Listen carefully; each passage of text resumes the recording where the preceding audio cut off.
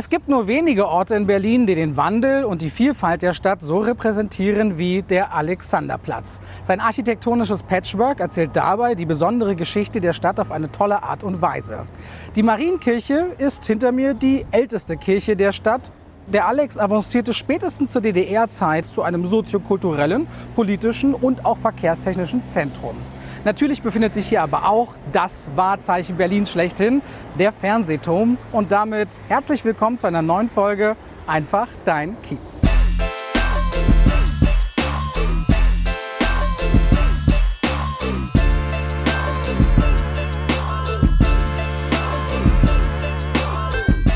Wir widmen uns heute einem sehr, sehr wichtigen Thema deutscher Erinnerungskultur.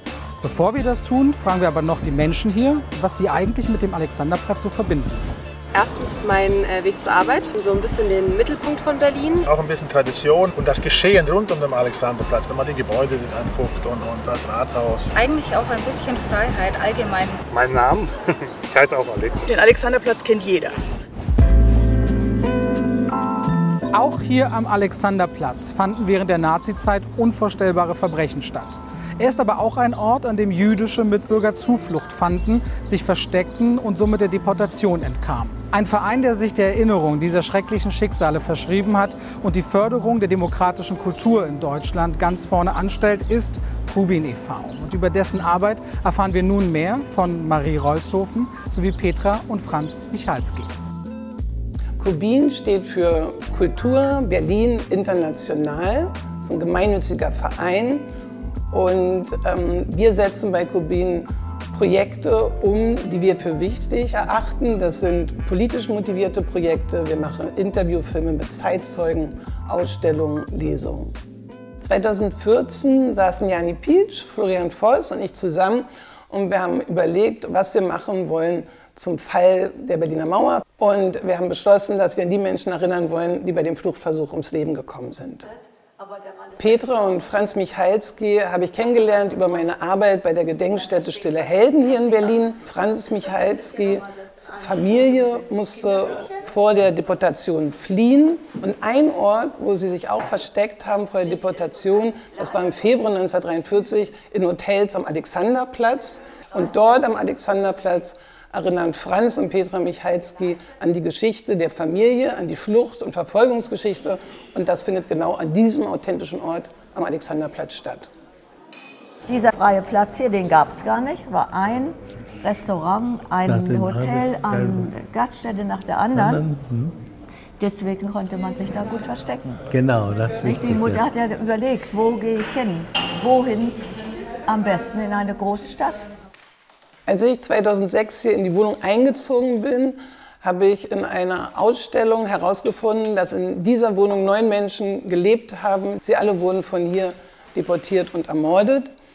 Wir erinnern mit Denkmal am Ort seit 2016 hier an dem Ort, wo wir jetzt sind, in der Wohnküche, an die Menschen, die hier gelebt haben und von hier verschleppt wurden.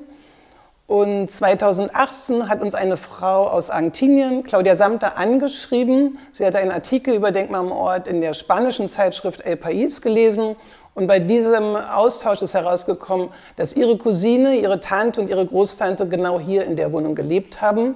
Und dann haben wir Claudia eingeladen und sie kam aus Argentinien das erste Mal 2019 und hat hier ihre Geschichte erzählt.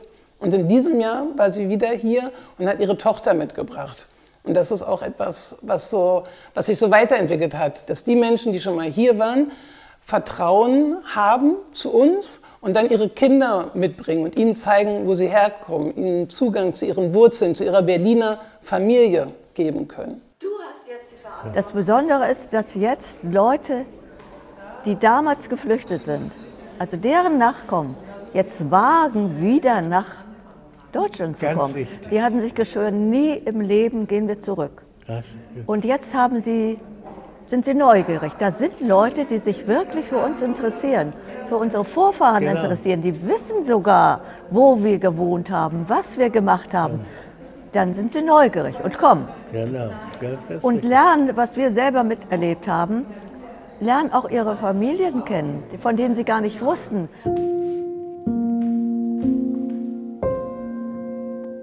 Denkmal am Ort ist in intensivem Kontakt mit Menschen in aller Welt, mit Menschen, deren Vorfahren in Berlin gelebt haben, die jetzt aber in alle Welt verstreut sind. Und die kommen hierher, um mit uns gemeinsam an ihre Familie zu erinnern. Und das ist für uns alle ein ganz großes Geschenk, dass wir diese Brücken bauen können und dass sich daraus auch Freundschaften entwickeln. Wir haben die Verantwortung, an die Menschen zu erinnern, die verfolgt wurden, die ums Leben gekommen sind, die ermordet wurden. Und es ist natürlich auch wichtig, dass wir uns einfach mit diesem Teil unserer deutschen Geschichte beschäftigen, um zu sehen, was passiert auch heute, wie kann man irgendwie in der Zukunft mit Situationen umgehen, wenn Rassismus aufkommt, Antisemitismus, wie positioniert man sich, wie verhält man sich. Wenn wir das erreichen, indem wir sagen, Kinder, ihr könnt heute rausgehen, ihr könnt die Faust heben, ihr könnt protestieren gegen alles, aber ihr müsst wissen, wie es war, um die heutigen Zeichen der Zeit zu erkennen. Erinnerungskultur und Geschichtsbewusstsein bleiben wichtige Pfeiler demokratischer Bildung, auch wenn uns anrührende und dramatische Erlebnisse von Menschen wie Franz und Petra Michalski irgendwann nicht mehr persönlich erzählt werden können. Und genau deswegen ist die Arbeit von Vereinen wie Kubin e.V. so wichtig, weil sie das Erbe der Gesellschaft verantwortungsvoll in die nächsten Generationen tragen. Und damit sind wir auch am Ende dieser Folge Einfach Dein Kiez. Wenn ihr weitere Folgen unserer Serie sehen möchtet, dann findet ihr diese hier oder hier.